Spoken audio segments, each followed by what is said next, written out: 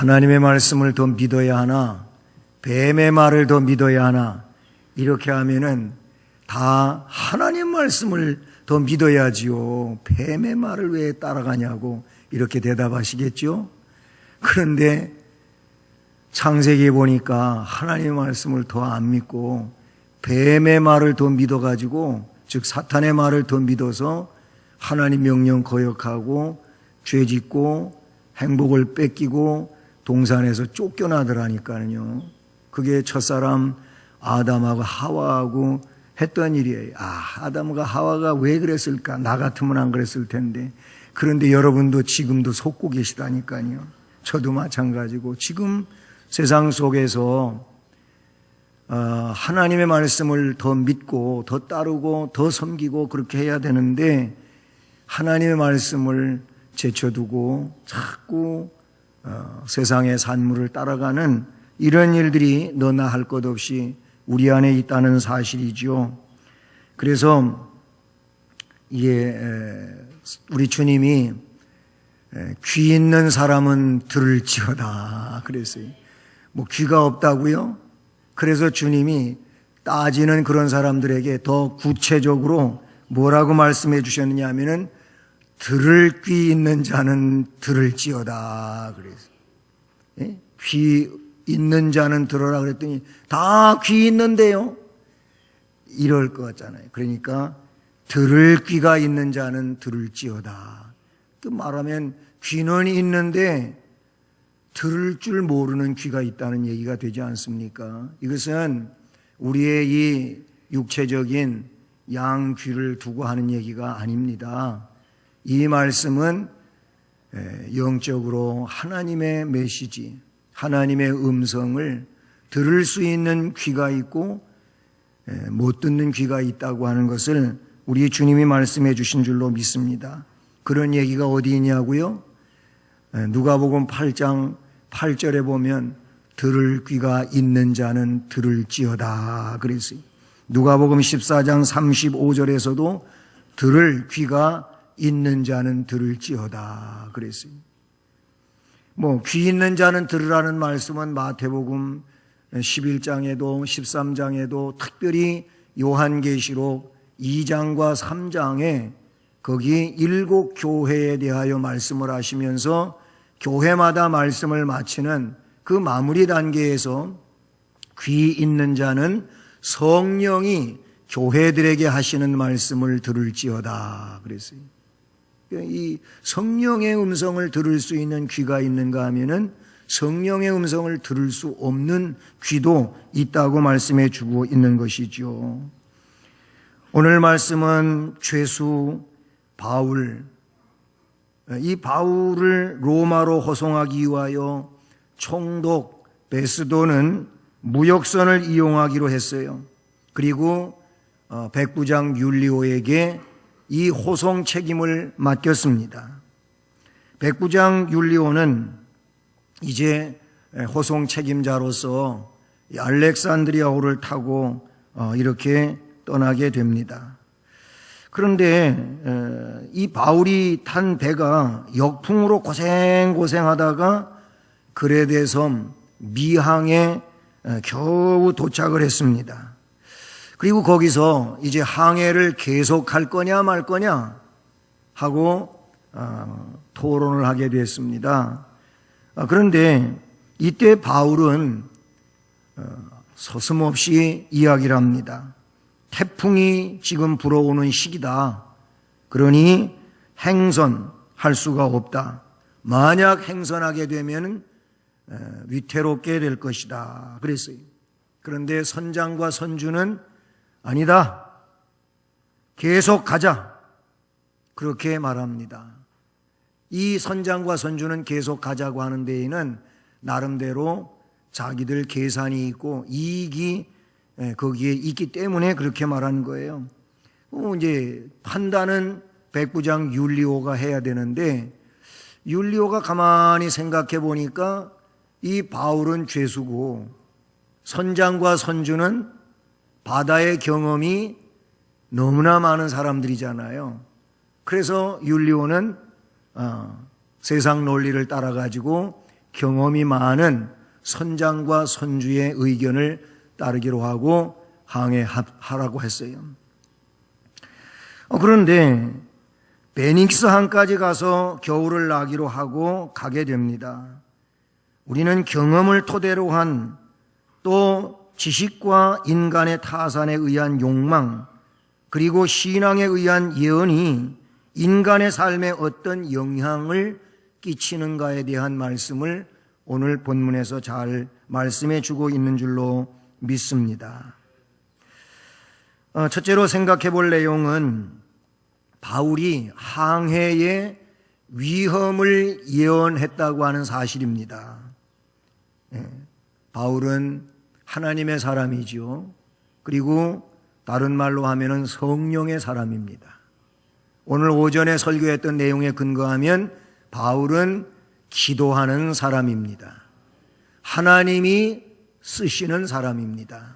바울은 그런 거예요. 지금 육적으로는 죄인의 몸으로 죄수가 돼서 이제 호송 책임자에 의해 가지고 그렇게 로마로, 즉 황제 앞에 재판받기 위하여 가는 죄수이지만 예언자입니다. 성령의 사람입니다. 이 바울이 앞에 말씀을 드린 것처럼 여러 날이 걸려 금식하는 절기가 이미 지났으므로 항해하는 거 위험하다.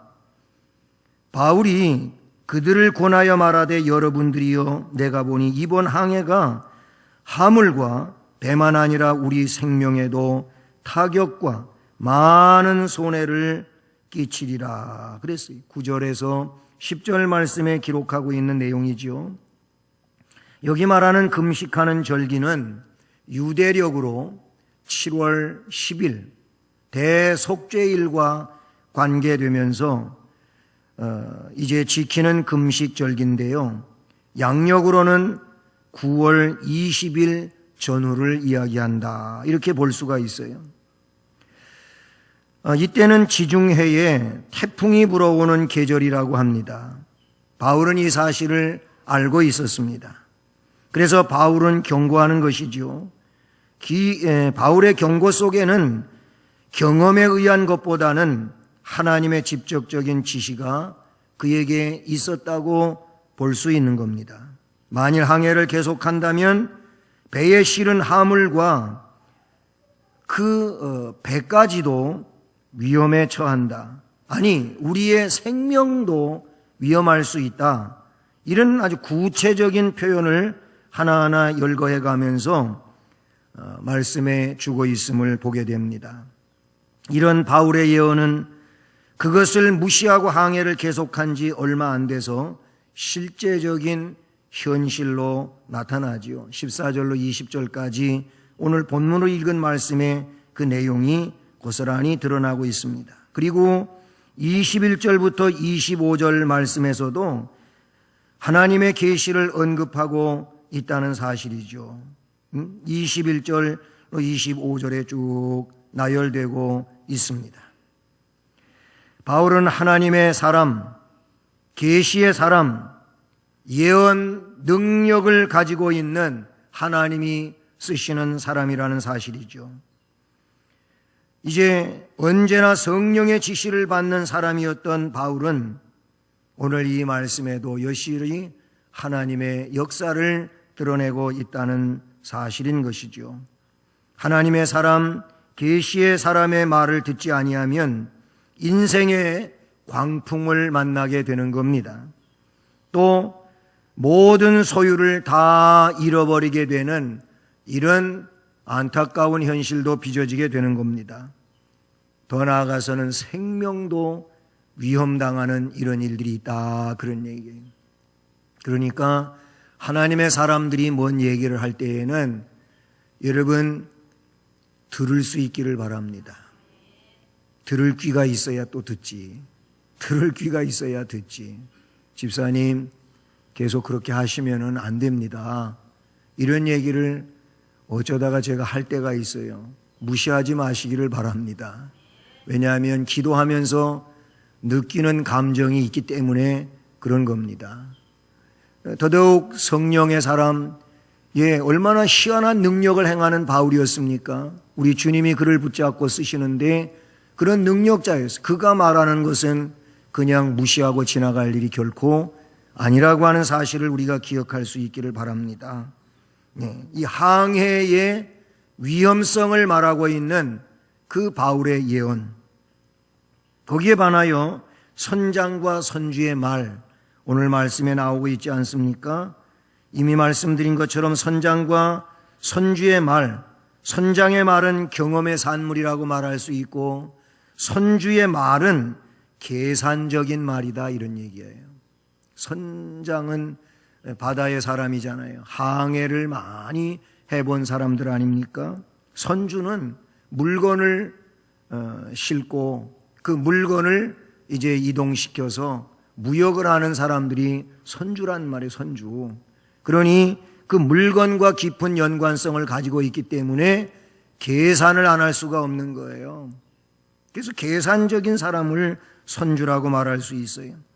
백부장이 선장과 선주의 말을 바울의 말보다 더 믿더라고 11절에 기록하고 있는데, 이 선장은 배의 지휘권을 가지고 있는 자고 선주는 배와 화물의 소유주이고 백부장은 항해의 결정권을 가지고 있어요.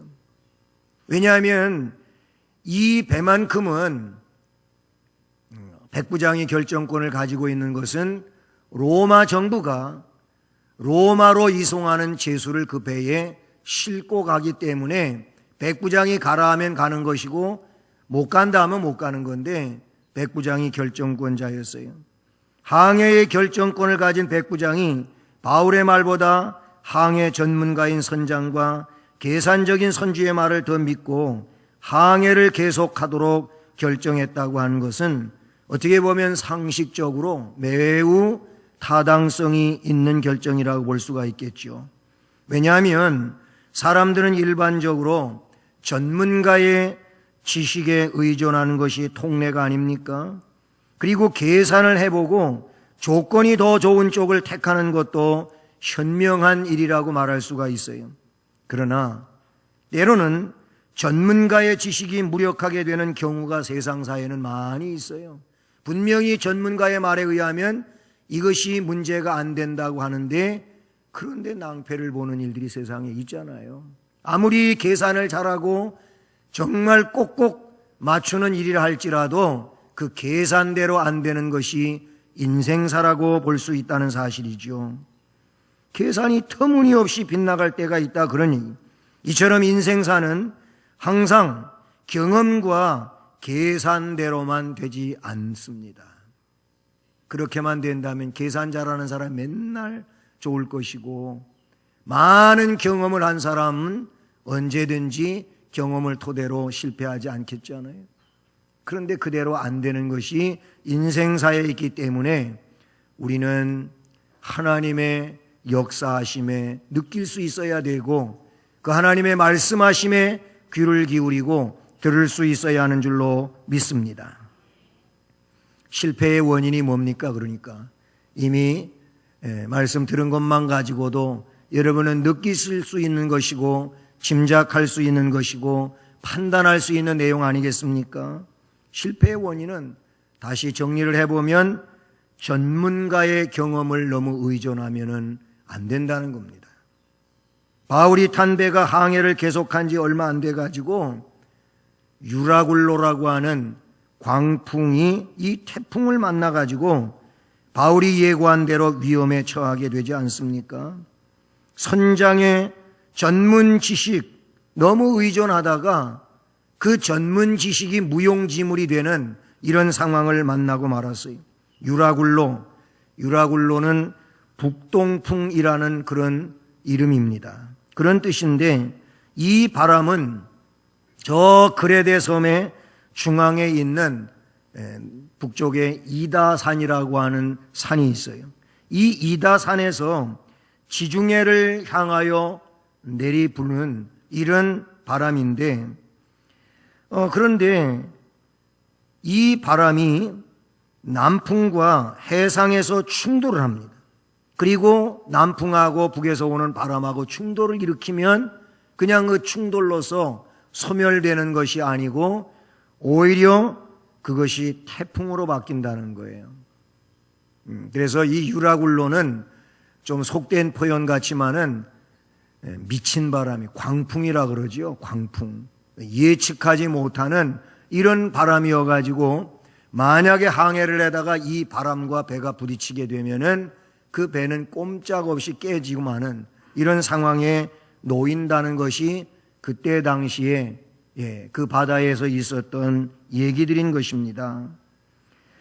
그런데 이들은 때마침 불어오는 그 13절의 말씀에 있는 것처럼 남풍이 때마침 불어왔어요. 그 북풍이 불어오고 하는 것은 없고 그냥 남풍만 싹 불어오니까 이야, 이게 웬일이냐 이거예요. 그래, 우리가 판단을 잘 했다라는 얘기시. 하나님의 뜻을 거역하고 그렇게 나아갑니다. 그래서 일시적으로는 잘 가는 거예요. 마치 요나서에 보게 되면 요나가 니누에로 가라고 하나님이 그랬는데 요나는 니누에로 안 가고 요바항으로 가서 저 반대쪽으로 가는 다시스로 가는 배를 타지 않습니까?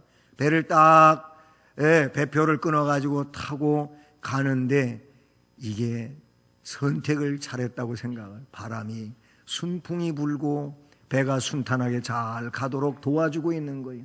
그래, 내가 생각을 참 잘했다. 가는데 그리 멀리 안 가서 바다 한가운데서 큰 풍랑을 만나지 않습니까? 그와 같은 것이라고 봐요. 이 백부장 율리오도 그리고 선장과 선주도 자기들이 선택을 잘했다고 생각을 했다는 것이죠. 이처럼 전문가의 경험에 너무 의존하면 안 된다는 거예요. 또한 계산적인 자의 말을 더 믿다가 이렇게 되고 말았습니다. 즉 선주의 말을 믿었어요. 앞에 언급한 대로 선주는 이익만을 추구하는 계산적인 자지요. 그의 말을 더 믿었다는 것은 어리석은 일이 아닐 수가 없어요. 선주는 작은 미항에서 겨울을 지내는 것이 너무 불편하고 돈이 더 많이 드는 거예요. 작은 항구에서 지내다가 보면은 어려움도 있을 테고 그리고 불편하기 짝이 없고 또 여러 가지 비용 발생이 많이 생기고 그런다는 것이지요. 그래서 될 수 있는 대로 편리한 좀 더 큰 항구 어디 베닉스까지 가자고 하는 겁니다. 거기 가서 이제 겨울을 내자 이렇게 한 거예요. 그래서 그렇게 해야 이익이 되기 때문에 베닉스로 가기를 원했던 것이지요. 잠시 불편한 것을 못 이겨서 편리를 따라가다가 보면은 더 큰 불편을 만나게 되고 계산해서 그렇게 해야 이익이 된다고 했는데 엉뚱같이 모든 거 다 잃어버리는 이런 상황이 되고 말았다는 사실이죠. 여러분, 그러므로 계산에 너무 밟다가 보면은 하나님의 말씀을 무시하는 경우가 생기고 하나님의 말씀을 무시하게 되면은 그것이 낭패가 된다고 하는 사실을 우리에게 가르쳐 주고 있는 줄로 믿습니다. 그래요. 하나님의 종 바울의 말을 무시했기 때문에 이 유라굴로 광풍에 휩싸이게 된 줄로 믿습니다. 그러므로 절대로 하나님의 종의 말을 무시하는 일이 없기를 바라는 것입니다. 항해의 결정적인 실패, 바울의 경고를 무시했기 때문인 거예요. 바울의 경고는 하나님의 메시지가 바울을 통해서 그곳에 전달되었다고 볼 수 있는 것이죠. 하나님의 종의 말은 곧 하나님의 말씀인 것입니다. 전문 지식, 경험보다도 경영자의 계산적인 욕망보다도 하나님의 말씀은 더 정확한 것인 줄로 믿습니다. 아마 가도 괜찮을 일 같았으면 바울이 이랬을 것 같아요. 그래, 좀 위험하긴 하지만은 베닉스까지는 괜찮다. 거기까지만 가자. 이게 가서 괜찮을 일이면 하나님이 바울에게 그렇게 말씀을 주시지 않았겠습니까? 그런데 그것까지도 안 된다고 했을 때에는 충분한 하나님의 뜻이 있으셨으리라고 생각하게 되는 것입니다. 인생이란 인간의 경험과 기술 그리고 지식만 가지고 순탄하지 않습니다. 더욱이 주위의 환경이 완벽하다 해도 그 인생이 순조롭다고 하는 보장은 받을 수가 없다고 하는 것입니다. 문제는 이러한 것보다 하나님께 대한 관심이 얼마나 더 있느냐는데 우리는 관심이 있어야 할 줄로 믿습니다. 인생의 항해에 내가 얼마나 하나님께 더 가까이 가려고 하느냐 하는 것이 중요한 것이지, 나의 경험이라든지 나의 학식이라든지 아니면 나의 느낌이라든지 이런 걸 가지고 신뢰심을 삼을 수는 없다는 것이지요. 성경의 요점은 나의 이러한 것들을 버리고 하나님만을 신뢰하는 길이 인생을 형통하게 한다는 사실을 우리에게 가르쳐주고 있는 줄로 믿습니다. 하나님의 종의 말을 듣지 아니하면 파선하는 배가 되고 만다는 사실을 가르쳐주고 있는 것이죠. 인간의 실존이기에 인간의 이 실존적인 문제에 대하여 우리는 하나님을 의지하는 이런 은혜가 있기를 주님의 이름으로 축복합니다. 유라굴로의 광풍으로 알렉산드리아호는 이제 완전히 표류하는 신세가 되고 말았습니다. 그래서 오늘 말씀에 보면은 그냥 어떻게 할 수가 없는 상황이잖아요. 그래서 그냥 배가 바람에 의하여 움직여지는 대로 그냥 놔두고 쫓겨가는 거예요. 쫓겨가는. 바람에 밀려 이리 가고 저리 가고 이런 상황이 되고 만다는 사실이죠.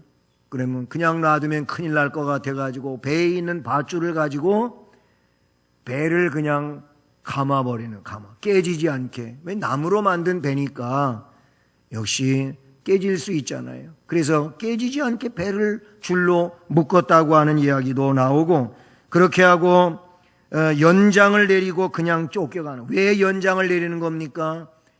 배 저 바다 밑에 낮은 지역에 가면은 그냥 암초라든지 아니면 스르디스 모래톱에 가서 걸리면 이것도 큰일 날 일 아니겠습니까? 그래서 그냥 쫓겨가는 상황이 되었습니다. 18절 보니까 우리가 풍랑으로 심히 애를 쓰다가 이튿날 사공들이 짐을 바다에 풀어버립니다. 싣고 가던 화물들을 어떻게 해요? 배에 가라앉는 일을 위해서 그래서 막 던져버리는 거, 바다로. 그 아까운 거. 어쩔 수 없는 겁니다. 그리고 19절에는 사흘째 되는 날에 배의 기구를 그들의 손으로 내버리는 거예요. 아니, 사공들이 배의 기구를 내버린다고 하는 것은 더 이상 배를 조종하는 일을 포기하는 일이죠. 그러면 이거는 그냥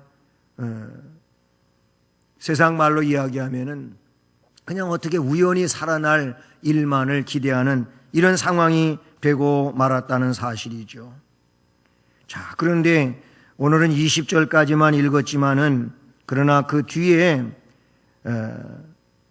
말씀은 어떻게 이어지고 있습니까? 바울은 다시금 예언합니다. 22절을 보면 내가 너희를 권하노니 이제는 안심하라. 너희 중 아무도 생명에는 아무런 손상이 없겠고 오직 배뿐이니라. 우리 목숨은 아무 문제 안 된다. 배는 다 깨지고 배에 실은 물건은 모두 없어진다 할지라도 생명에는 지장이 없다 그랬어요. 어떻게? 함부로 이야기하는 것이 아니고 23절을 보니까 내가 속한 바 곧 내가 섬기는 누구? 하나님. 그 하나님의 사자가 어젯밤에 내 곁에 서서 나한테 말해 주었다. 예언이죠, 예언. 하나님이 그에게 예언을 주신 겁니다. 바울아, 두려워하지 말라. 내가 가이사 앞에 서야 하겠고 로마 황제 앞에까지 가서 재판받을 터이니까 지금 여기서 죽을 내가 아니라는 거지요.